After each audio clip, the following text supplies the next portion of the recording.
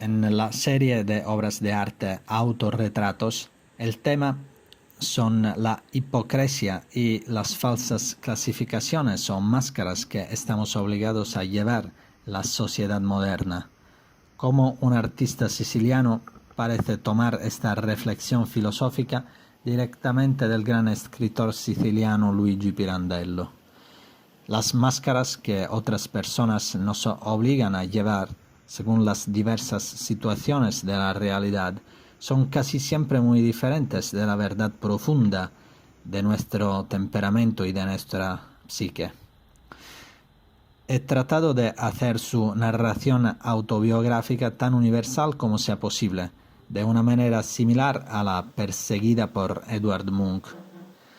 El autorretrato se convierte en una herramienta válida para evocar la actividad creativa, por ejemplo, en el autorretrato con el huevo de oro, o la reflexión sobre la violencia en relación con la obra maestra cinematográfica de Sam Peckinpah, o en relación con mi propia identidad étnica siciliana, que siento dramáticamente y llena de contradicciones.